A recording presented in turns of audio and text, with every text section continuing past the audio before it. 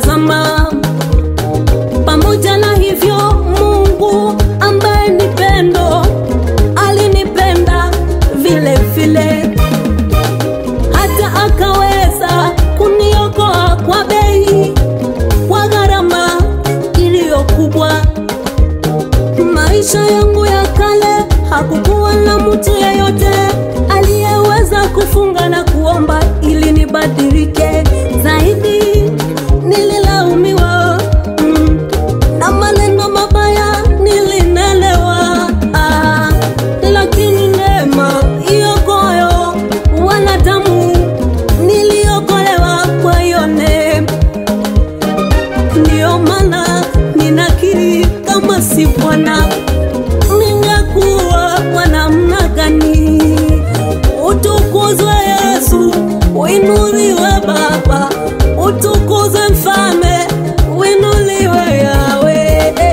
Kama si wewe Bwana ningekuwa wa namna gani? Kama si wewe Bwana ningekuwa wa namna gani? Badilisha historia yangu ni wewe na kuinua wewe.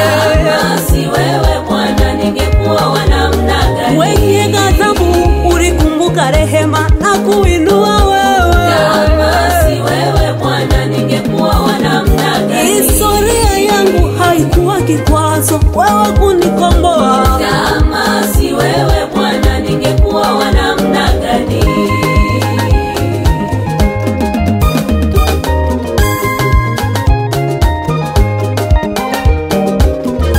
Usichukulie kawaida ninaposema kama si Bwana, maana najua hata mimba yangu ya kwamba ilichukuliwa hatiani. Kuzaliwa kwangu ilikuwa furaha kwa mama yangu, lakini alikuwa machozi kwa yule mwenye mume. Baada ya machozi sijui ni nini kilichonena juu yangu. Pamoja na yote yaliyonipata, namshukuru Mungu wangu amenitunza. Mawa zake zimekuwa maficho salama, hata mimi nimesitirika kwako.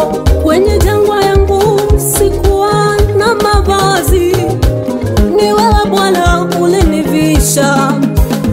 Kwenye jangwa ile sikuwa na chakula, ni wewe Bwana ulinilisha.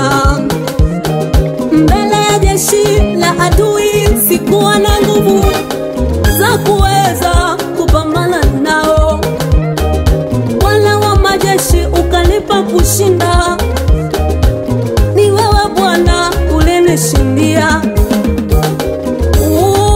Umenisaidia Bwana, umenitegemeza Yawe, umeibeba aibu yangu Bwana. Umekuwa ngao na kigao wewe, yani furaha ya Bwana ni nguvu zangu, kwa kilindi cha moyo wangu na kuadhimisha wewe.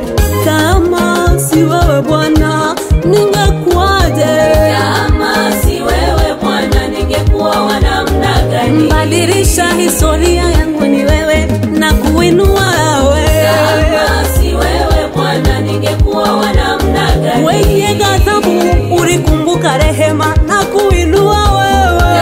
Kama si wewe Bwana ningekuwa wa namna gani? Historia yangu haikuwa kikwazo